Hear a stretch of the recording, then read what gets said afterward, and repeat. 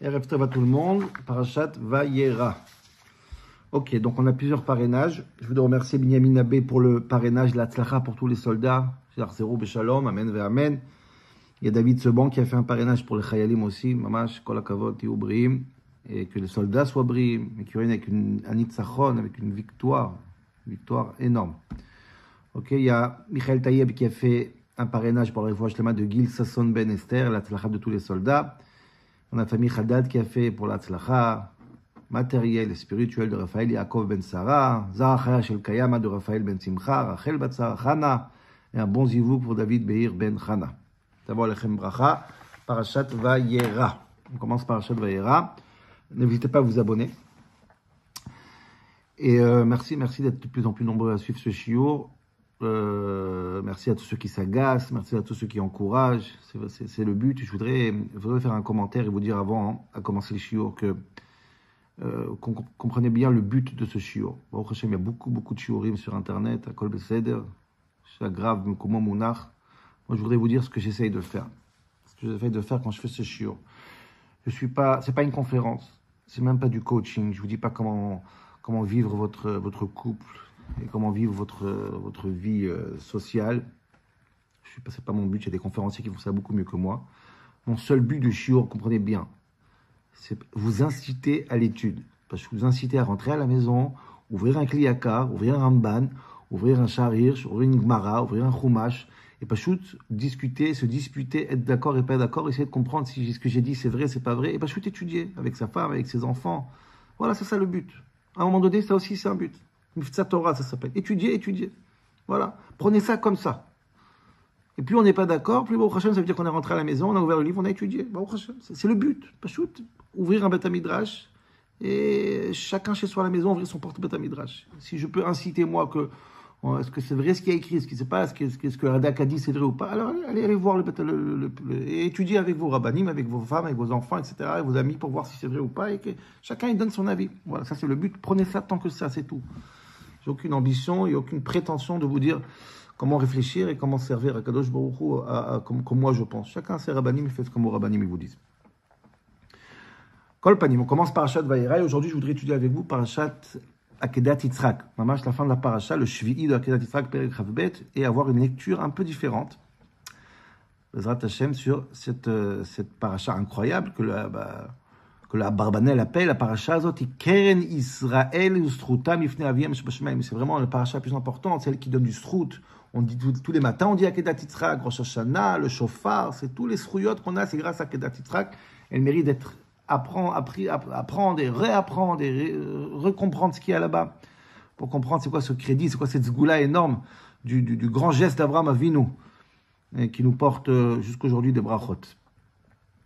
Ok, alors juste avant de commencer, je vous demande Bémet de lire la paracha. C'est pas beaucoup de psukim, je pense une quinzaine de psukim. Lire la Akedat Yitzhak en français, bien, avec Rashi, comprendre Tam le Pshat, qu'on s'envoie ce qu'on va dire aujourd'hui, parce que c'est un shiur qui est quand même dans le texte, dans la compréhension du texte de la Akedat Yitzhak.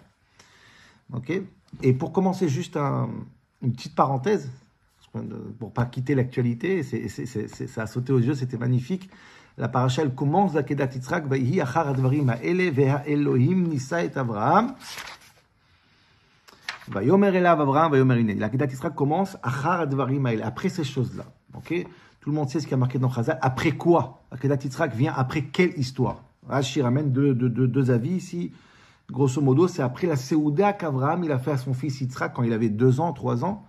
Et là, le Satan, il est venu, il n'a pas aimé, il dit Avraham Avinu, il fait rien pour toi, le bon Dieu. Et là, Dieu dit au Satan, pas vrai, si je lui demande de donner son fils, il va me donner son fils. Et donc, après cette Seouda, a priori, Dieu il dit à Avraham, vas-y, donne-moi ton fils. Okay, ça, c'est très bizarre d'apprendre comme ça. Pourquoi c'est bizarre? Parce que cette Seouda, elle était il y a 35 ans. Yitzhak, il a 37 ans aujourd'hui. Donc, s'il avait 2 ou 3 ans, ça veut dire 35 ans après, le Satan, il se réveille. Ouh, il y avait une Tseouda et c'est trop mouzard. Il y a pas mal d'avis dessus. Il y a notre maître de Pshat, le Rashbam, Mamash, au début de la paracha. Il nous donne quelque chose de beaucoup plus simple. Il dit, oui, il cherchait ailleurs des Seoudot et toute cette histoire-là. Le plus simple, c'est d'aller en arrière, une page en arrière. Tout de suite après ce qui a marqué avant. Qu'est-ce qui a marqué avant? L'alliance qu'il y a entre Abraham et Avimelech. Abraham,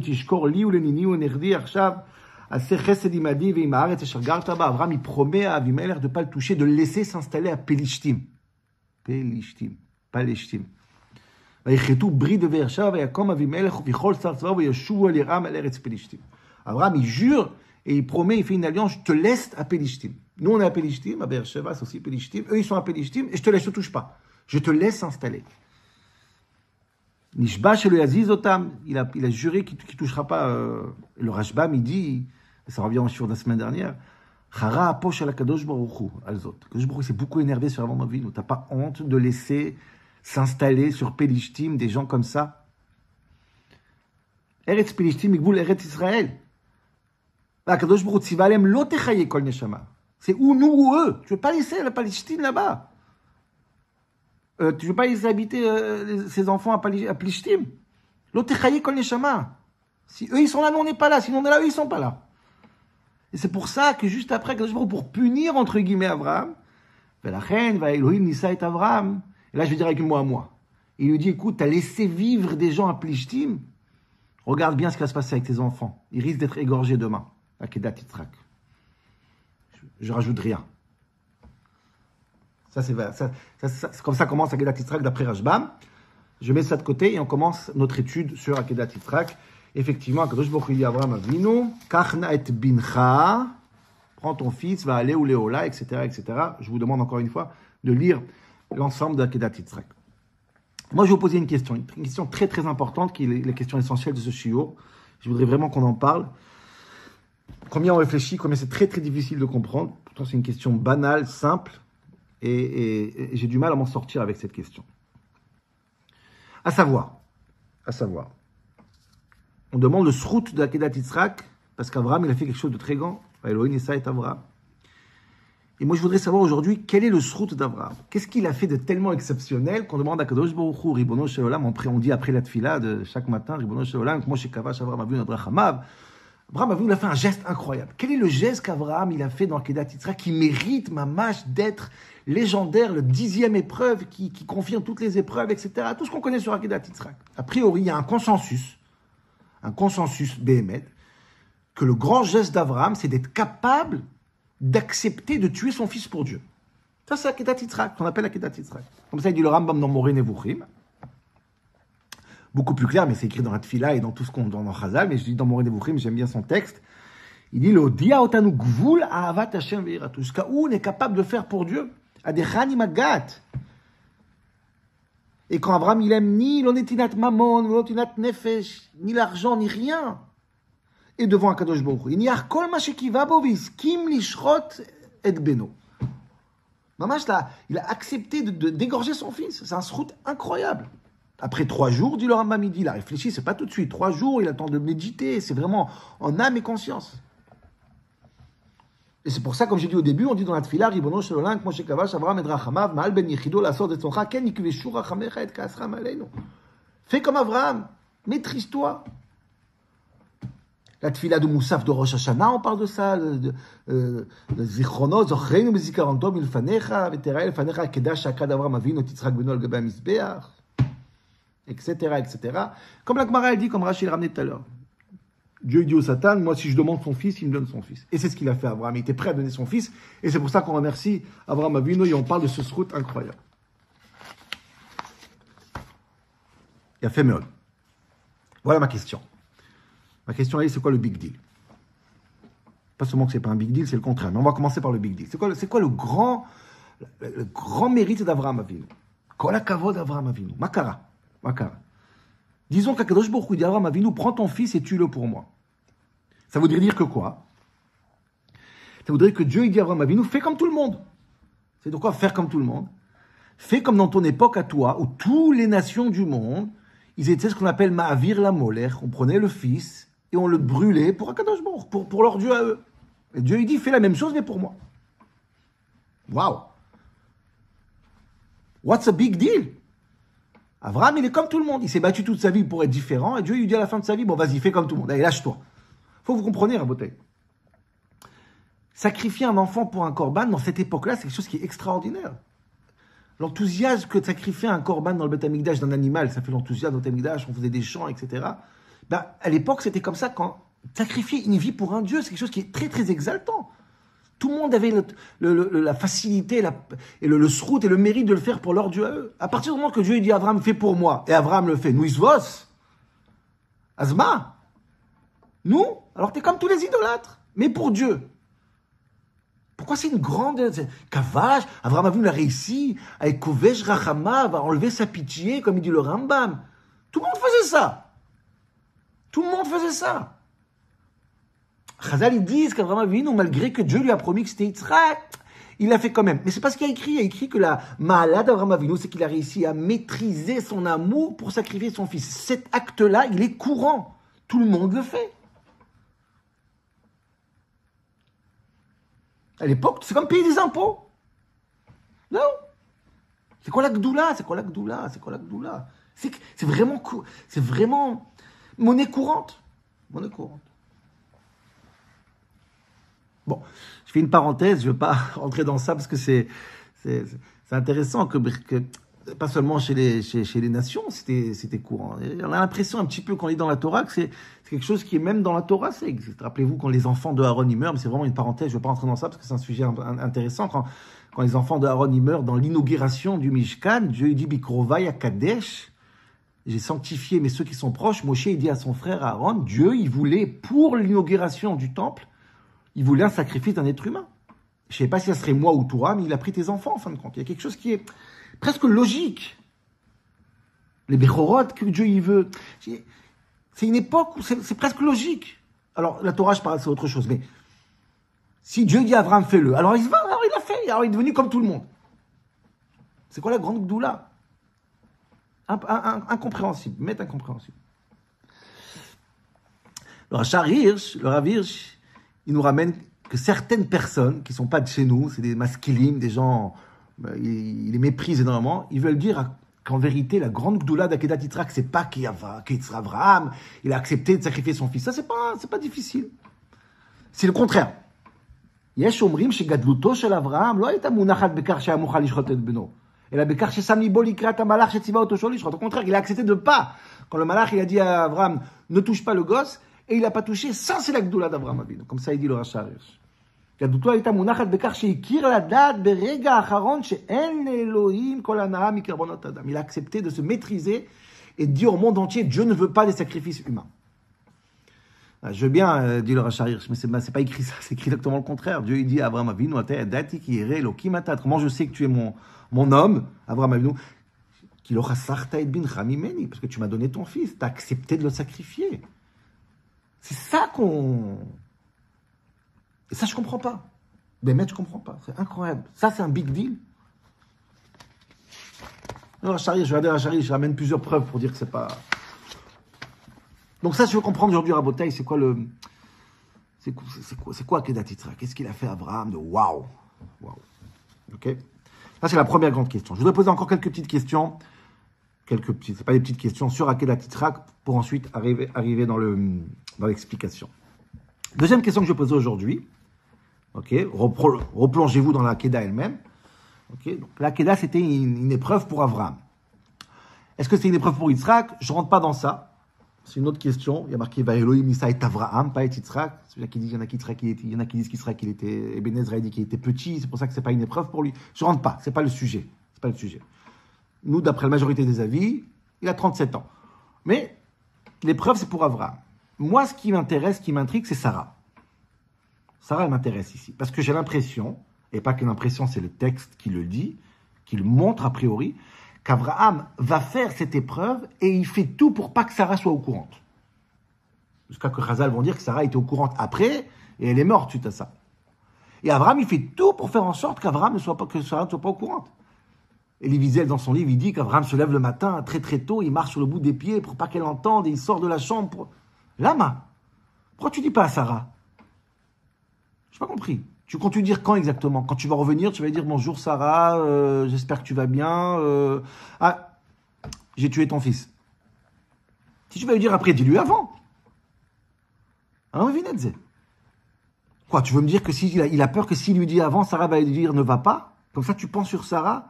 Sarah que Dieu a dit que la chair Tomar Tishma Bekola, c'est une Nevia, une prophétesse beaucoup plus qu'Avraham Avinu. Sarah qui est partie avec toi, qui a accepté de dire que c'est ta sœur, qui a tout fait pour toi, qui est une tzadeket les gamres. Tu as peur de lui dire, si tu lui dis Dieu m'a dit, elle va te dire oui. C'est peut-être ça qu'il fallait faire, elle serait peut-être pas morte. Pourquoi Abraham, il fait tout pour manipuler, pour pas que Sarah l'entende? Et il sort, il se sauve de la maison. Derrière, il y a encore plusieurs choses qui montrent combien Abraham, il a fait des choses pour pas que Sarah soit au courant, je pense. Le Ben Israël, dans son livre Od Yosef Ra, il fait remarquer, par exemple, Abraham a pris un chamor, un âne. Pourquoi? L'âne, en général, on le prend quand on fait des longues routes. Tant qu'il prenait un âne, Sarah, elle se mêlait pas. Abraham, il prend son âne, il fait ce qu'il veut. Le mari, il va où il veut, etc. S'il aurait pris un deuxième âne, ça voudrait dire qu'il prenne aussi Yitzhak. Sarah leur dit où tu prends Yitzhak. Donc Abraham a dit, je préfère aller à pied, mais je prends un âne. Que Sarah ne soit pas au courant. Comme ça, il dit le Ben Israël. C'est incroyable quand même. Toute cette manipulation pour pas que Sarah soit au courant, tu vas aller à pied pendant 3 jours. Dis-lui. Et je voudrais vous rajouter quelque chose qui est, ça c'est affolant. Pas seulement qu'il fait tout pour pas que Sarah soit au courant, derrière le dos, etc. Il fait la chose, je peux pas dire, c'est la chose la pire qu'on peut faire à sa femme. Mamache. Il profite que quoi? Qu'elle voit pas. Il prend deux jeunes. Ce qui est deux jeunes, Eliezer et Ishmaël. Ribbona Olamim, tu viens de virer Ishmaël pour elle. Tu te réveilles le matin, tu te sauves. Pendant qu'elle dort, et la trahison ultime, tu prends même Ishmaël. Tu reprends Ishmaël parce qu'elle n'écoute pas Sarah. Mais qu'est-ce que c'est que tout ce balagan derrière le dos de Sarah? Incroyable. Incroyable. Ça, c'est la deuxième question. La relation avec Sarah. Troisième question. Cet acte héroïque d'Akedat Yitzhak est rempli de manipulation. Celle qu'on voit avec Sarah, mais c'est sans arrêt Abraham. C'est très dur d'enseigner ça à nos enfants et voir comment Abraham, il passe sa vie à ne pas dire la vérité à l'un, à l'autre. C'est terrible. Je vous donne quelques exemples. D'abord, il prend un chamor, comme dit le Ben Israël, c'est très bizarre. Il se lève le matin très tôt pour pas que Sarah elle voit, comme on vient de le dire. Après, il dit à ces deux personnes, Ishmaël et Eliezer, il dit, Shvulachem po imachamor, restez ici.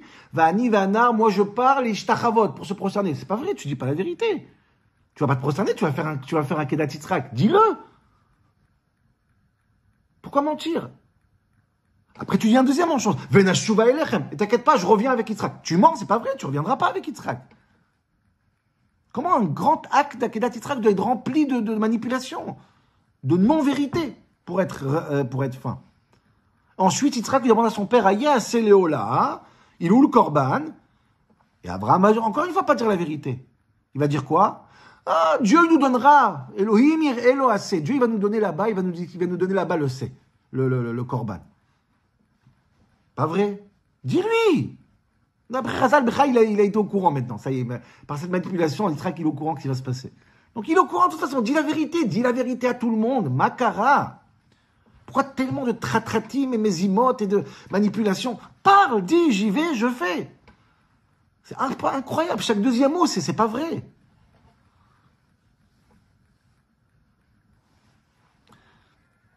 Encore 2 questions, Rabotai, très intéressantes. 4e question que je voudrais poser, je ne sais pas si on l'a posée l'année précédente ou pas, c'est le nom d'Akedat Yitzhak. Dans l'histoire du monde, on va se rappeler de cette histoire comme Akedah. Akedah, c'est pas la shrita. Akedat Yitzhak, c'est je sais pas comment on dit en français, on l'attache, les mains et les pieds. C'est seulement une étape, le fait qu'on l'attache. Il a pris aussi le couteau, il a pris le bois, Et bon, dans l'histoire entière, toute cette histoire, on se rappelle d'une seule chose. L'attachement des pieds et des bras, je sais pas comment on dit. Le fait qu'on l'attache. Et c'est rien, ça, c'est pas ni l'ordre de Dieu, ni c'est le but. C'était une étape parmi tous les autres étapes. Quelqu'un qui va en vacances, on dit pas, il a mis l'essence dans sa voiture. C'est une étape, c'est pas important. Akedat Yitzhak. Akedah dans le Marzor, Akedah, chez Akkad, Akoud, Nekad. C'est pas important, ça. C'est ça qui reste. C'est très bizarre. Très, très bizarre. Pourquoi c'est ça qui reste dans l'Akedah? Et dernier détail, et après je voudrais aller dans la réponse. Incroyable.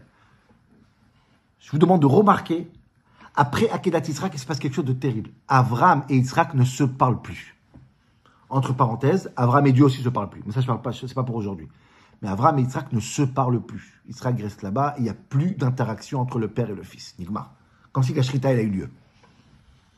Lama. Comment c'est possible? Makara. C'est pour ça que j'aimerais bien avoir avec vous une autre lecture sur Akedat Yitzhak. Vraiment. Et ce qui est très étonnant, c'est une autre lecture qu'on n'entend pas du tout, mais en vérité, c'est une conséquence directe de ce que tout le monde sait de Chazal, la lecture de Chazal dans Kedat Yitzhak. Mais on ne va pas jusqu'au bout avec cette lecture. Ça, c'est très bizarre. Très, très bizarre. Quand Dieu il dit à Avraham Avinu, va aller ou Sham Léola. Prends Avraham Avinu, prends ton fils, amène-le à la Ola. Dit Rashi ramène Chazal que Dieu n'a jamais dit à Avraham Avinu de tuer Yitzhak. Jamais, au grand jamais. Lo amar lo sharteu, rak aaleu, monte-le. La Gemara dit en Ta'anit, velo alta belibi, Dieu n'a jamais eu l'intention à libo de demander une chose pareille. Dieu ne veut pas la mort. Et c'est très étonnant comment Avraham comprend une chose pareille. On a l'impression de quelqu'un que toute sa vie, il vient de faire tchouva, il veut pas être comme tout le monde, faire des idolâtries et de tuer des gens. Et dès qu'il peut comprendre peut-être que Dieu il a fait une erreur parce qu'il a dit oui, tout de suite il va le faire. Mazé. Dieu n'a jamais dit ça. Comment tu te permets de faire ça? Et j'ai trouvé le Malbim, Rabotai. Le Malbim va très très loin dans cet argument. C'est pour ça que j'arrive à la conclusion que je vais arriver tout de suite. Le Malbim, il dit effectivement qu'Abraham ne pouvait pas tuer Yitzhak. Ça serait un crime contre l'humanité parce que Dieu n'a jamais dit ça. Et Dieu, tout ce qu'il a dit, c'est des preuves dans le Pshat du Malbim que Dieu ne veut pas qu'on tue Yitzhak. Va aller ou Léola du Malbim, monter le mot va aller ou c'est jamais un korban. Pratiquement jamais, à part des exceptions qui sont aucun rapport avec notre cas à nous. Jamais ça n'a aucun rapport avec le korban. C'est pas comme ça que Dieu s'exprime. Et le Malbim, il dit, quand Dieu il dit, va sur la montagne et ramène ton fils, fais monter ton fils, à la Chade Harim, Asher Omar Elecha, dans l'endroit que je veux te montrer. Dieu, le Malbim, Dieu n'a jamais montré l'endroit à Abraham. Abraham le connaissait parfaitement. La preuve, c'est que Dieu va jamais lui dire, il va le connaître. Quand Dieu dit à l'endroit que je veux te montrer, c'est pas qu'il veut lui montrer l'endroit. Tu iras là-bas, je te montrerai, dit le Malbim, je te montrerai quoi faire comme Shrita. Qui tu vas tuer là-bas? C'est dans le Pshat. Jamais, jamais tu Yitzhak. Va là-bas, je vais te montrer ce que tu vas faire là-bas. On ne peut pas comprendre. Abraham ne pouvait pas comprendre une chose pareille. S'il a compris, c'est un grand taout, si tu le dit le Malbim. Et quand Dieu il dit à Abraham, ne touche pas cet enfant, c'est pas que Dieu il change d'avis d'après le Malbim. Dieu lui dit, écoute, allô, ça fait 3 jours que je te dis, ne le touche pas. C'est ce que je te dis depuis le début, ne le touche pas. Donc comment Abraham peut comprendre le contraire en vérité? C'est très bizarre. Et c'est pour ça que moi je voudrais arriver à une conclusion, Rabotai, une nouvelle conclusion en disant qu'Abraham n'a pas compris le contraire. Au contraire, Abraham il a compris exactement ce que Dieu voulait, c'est-à-dire ne pas tuer Yitzhak. Et à aucun moment Abraham il compte tuer Yitzhak. À aucun moment. Jamais. C'est impossible. Dieu ne voulait pas le dire et Abraham ne voulait pas. Alors c'est quoi les preuves? Qu'est-ce qu'il a fait? On verra tout de suite. Mais d'abord comprenez cette histoire. Et c'est pour ça, Rabotai, qu'une bonne partie des questions sont répondues juste quand on fait ce constat qui est la conséquence de Chazal. À savoir, Abraham ne dit rien à Sarah parce qu'il ne compte pas tuer son fils. Qu'est-ce qu'il veut qu'il lui dise? Il lui cache rien, il va rien faire de ça. Abraham ne ment pas, ne manipule pas Chas Shalom. Et quand il part faire Akedat Yitzhak et il dit aux jeunes, restez là, je pars faire un shtachavé et je reviens, il ne ment pas. Il compte pas tuer son fils. Il part, ils reviennent à 2. C'est ce qu'il pensait réellement. Et quand Yitzhak dit à son papa, papa, il est où assez, Léola, il est où le sait? Et Abraham lui répond, Dieu va nous le montrer. Il est sincère. C'est ce qui va se passer. Il ne ment pas. Il ne compte pas tuer Yitzhak, il compte attendre ce qui va se passer là-bas pour voir ce que Dieu va lui donner. On verra tout de suite ce qui se passe là-bas. Mais on parle de 2 personnes qui partent sereinement, pas pour une shrita. Inal et a dit à Kadosh Baruch Hu a fait ce miracle de me trouver un Noam Elimelech. Regardez les mots du Noam Elimelech, il n'est pas à la même conclusion que nous directement, du tout. Mais il dit ces phrases-là, c'est évident. Dehine be'emet Yitzhak ve'Avraham yad'u shelo haya da'at HaKadosh Baruch Hu leshorto ve'Avraham shehaya midato midat hachesed alach bebitrono sheyashuvu shnehem. Ils sont partis sereins, Avraham et Yitzhak, en sachant qu'ils partent et qu'ils reviennent. Parce que Dieu ne veut pas qu'on tue, il n'y a pas de raison qu'on transgresse la volonté de Dieu. C'est pas ça, Avraham Avinu. Moshe Katoven Eshtachaven Ashuva Alechem. Donc là, c'est le premier constat que je veux qu'ils comprennent bien. Avraham et Yitzhak, ils partent pas pour tuer personne. Il n'y a à aucun moment, Avraham compte tuer Yitzhak. À aucun moment. Alors, c'est quoi les preuves que Dieu dit à Avraham? Qu'est-ce qui se passe là-bas? Maintenant, on va essayer de comprendre. C'est quoi Kedat Yitzhak, Rabotai? Donc, Elohim dit ça est Avraham. Quand Dieu, il va éprouver Avraham Avinu, c'est pas un père qu'on lui demande de tuer son fils, Shem Yishmor V'Yatsil. J'essaie de vous expliquer c'est quoi cette grande épreuve. Qu'est-ce qui se constitue? C'est quoi l'enjeu de Kedat Yitzhak? Je m'inspire d'un texte aussi de Rabbi Yonatan Zaks, au grand rabbin d'Angleterre, sur la paracha, dans son livre Sikva Siach, et des notions importantes aussi de Torah Chassidut sur les Avot, et surtout sur Abraham Avinu. Je voudrais vous lire le texte, une partie du texte, les mots du Rav Zaks, pour essayer d'expliquer où je veux arriver. Pourquoi Dieu ne veut pas, quand Dieu, il interdit la mort des enfants. C'est pas ça qu'on parle ici. Dit le Rav Zaks, en réalité, tout Sefer Bereshit, et surtout Abraham Avinu, on parle des gens qui cassent des idoles. Sefer Bereshit, c'est le grand marteau qui casse tous les idoles de l'époque. Et à leur tête, Abraham Avinu. Et Abraham Avinu, il vient nous donner une conception juive, ivrite, de la notion de famille, la notion de Hav, la notion de Ben. Tout ce qu'Abraham Avinu il fait, il est le premier pour créer cette conception juive et casser les idoles, tout ce que tout le monde pensait, ce que c'était avant. Et dit le Rav Zaks qu'il faut enlever cette idée que les gens ils ont sur le rôle du père par rapport au fils et le fait que le fils il hérite du père. On va expliquer cette notion. Écoutez bien, c'est tellement beau. Dit le Rav Zaks, dans le monde, un fils, de manière naturelle, quand il est né du père, donc il appartient au père. Et ensuite, quand le père il va mourir, le fils va hériter. Il va prendre possession du bien du père. Par filiation naturelle. Chez nous, dit le Rav Zaks, Abraham Avinu nous enseigne quelque chose de très important. Il n'y a pas de filiation naturelle. D'ailleurs, tout c'est faire Bereshit. Jamais le Beror, l'héritier principal, c'est le premier-né. Jamais. C'est toujours le deuxième, le troisième. Abraham Avinu, Evel, Yitzhak, Menaché, Ephraim. Toujours c'est... Parce que l'héritier, c'est pas celui qui est naturellement le fils de son père. Pas du tout. Pourquoi ? Parce que le fils n'appartient pas à son père. Écoutez bien, cette notion est très très belle. העיקרון המכוון את סיפור חייו של יצחק מלידה ועד עקדה הוא היפוכו של הרעיון שהילד הוא רכוש האב. Le fils n'appartient pas au père. Et quand le père part, le fils prend la place du père et la possession de ses biens. Il prend la place de son père. Au contraire, chez nous, le fils, c'est pas la filiation naturelle. C'est pas que. Mais c'est pas ça qui fait de toi le fils, l'héritier. Impossible. C'est quoi le fils? Le fils appartient à qui? À Kadosh Baruch Hu. Et Kadosh Baruch Hu te le prête. Qui met Hachem Sheiltiv Dirana. Moi, je l'ai appelé Shmuel parce que je l'ai emprunté de Dieu. Dieu, il va donner à chaque parent un enfant et il va dire aux parents, écoutez bien, cet enfant n'est pas à vous. Je le mets chez vous pour un seul rôle. Pour qu'il puisse passer de génération à génération. La transmission. Prendre du père pour donner au fils. Moi, en tant que fils, je dois prendre de mon père pour donner à mes enfants. Je suis un transmetteur. Je ne prends pas possession des affaires de mon père. J'ai une responsabilité juste de le prendre d'un à l'autre. J'ai été mis par Dieu pour ça. Il ne faut surtout pas que mon père pense que je lui appartiens. Il faut surtout que je pense que moi, ce que j'hérite de mon père, ça m'appartient. Pas du tout. Je suis rien. Je suis posé par Dieu pour passer d'une génération à l'autre. Ça s'appelle, chez nous, ça s'appelle Moracha et pas Yerusha. Torah Tziva Lanu Moshe Moracha Keilat Yaakov. Chaque fils, il est chez son père pour prendre Moracha. C'est quoi Moracha? Je prends l'héritage et je le passe. Je ne suis pas propriétaire de l'héritage. Je ne peux pas toucher la Torah. Je ne peux pas la changer. Je peux juste la transmettre. L'Er Hagav Eretz Israël s'appelle aussi Moracha. Je ne peux pas toucher Eretz Israël. J'ai un gage, j'ai une responsabilité par rapport à Eretz Israël, nous, de la donner à la prochaine génération. Nous n'appartenons pas à nos parents, nous appartenons à Kadosh Baruch Hu. Le père doit le comprendre, ça. Quand tu as un fils, tu ne fais pas avec lui ce que tu veux. Les parents qui pensent que les enfants sont à eux, donc je veux que tu concrétises mes rêves et tu fais ce que tu fais ce que moi j'ai envie, que moi ce que j'ai voulu faire, que j'ai pas réussi à faire. Allô? Qui met Hachem chez Iltiv, je l'ai reçu. Et il a un rôle de prendre et de passer la génération. On est des transmetteurs, des morachas. Zéou. Chaque fils, c'est le père du prochain fils. C'est ça que les parents doivent comprendre, dit le Rav Zaks. C'est pour ça que tous les avot et les imaot, ils étaient à carottes, ils étaient stériles. Pour montrer que la filiation naturelle n'a pas de jeu ici.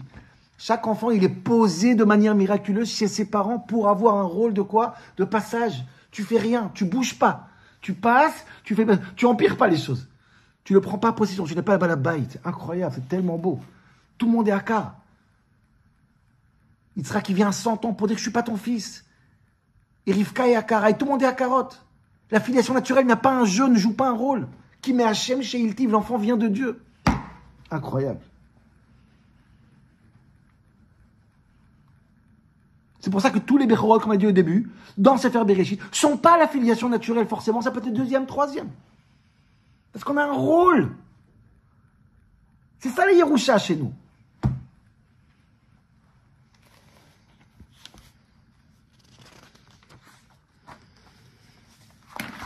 Donc Avraham Avinu Rabotai, il va être le premier père.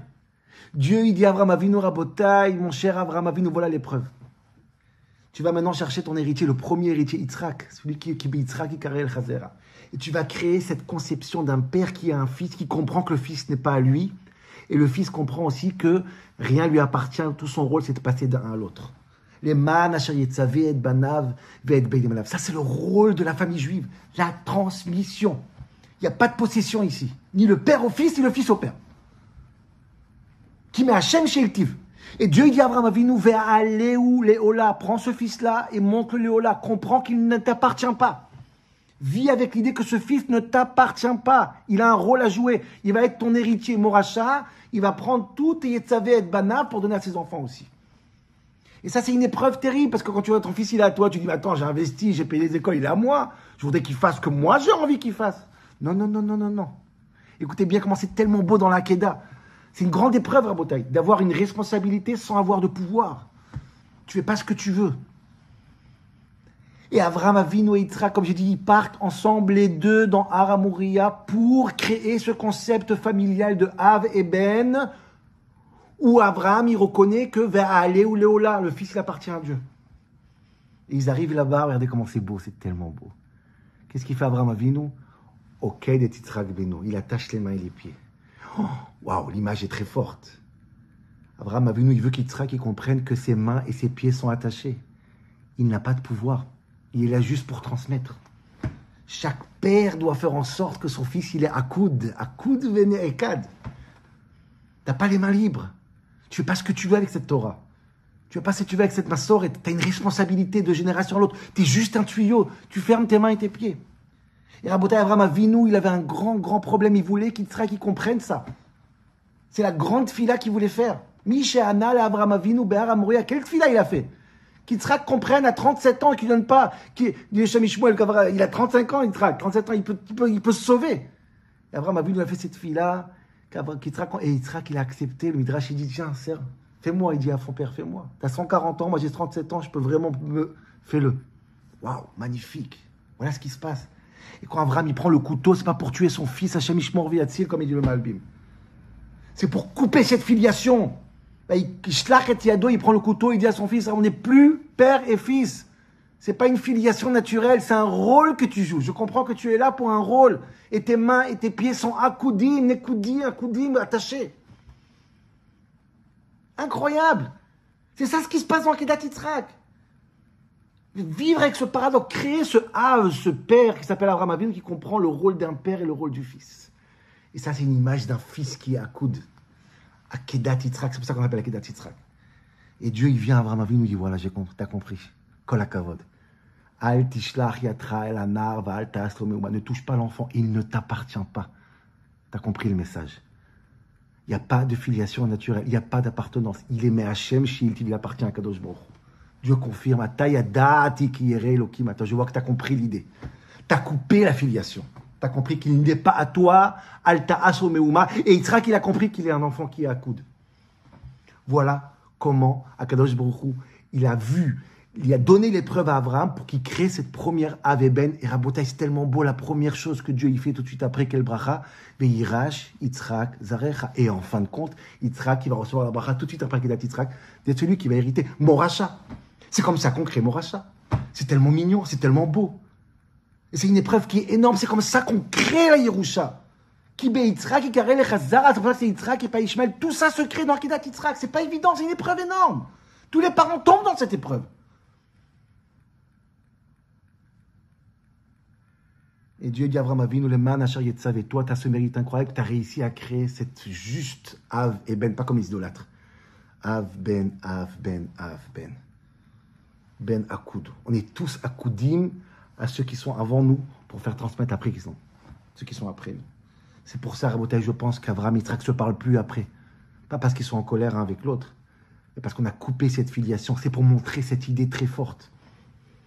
Le rôle qu'on joue de Moracha. Le rôle qu'on joue. Donc Avraham ne pensait jamais tuer son fils Hachem Yishmor V'Yatzil. Akedat Yitzhak, c'est la possibilité, la capacité, la compréhension de cet équilibre incroyable de faire en sorte que je comprends que j'ai reçu, mais Hachem chez Iltiv, j'ai reçu un enfant, et cet enfant lui-même, il est à coude. Il ne faut pas le forcer, il faut lui expliquer à l'enfant. Je dis, le Shamish Paul, il dit qu'Avraham Avinu, Yitzhak, il avait 37 ans. Tu n'es pas obligé de le faire. Avraham Avinu, il a prié et il a expliqué à Yitzhak. Tout mon rôle à moi, c'est de faire en sorte que toi, tu sois à coude et tes enfants soient à coude. Mais Akedat Yitzhak, c'est la fin des temps. Et si on comprend ça, alors là, on est les héritiers dignes de la Torah et des Eretz Israël. Voilà, Rabotai.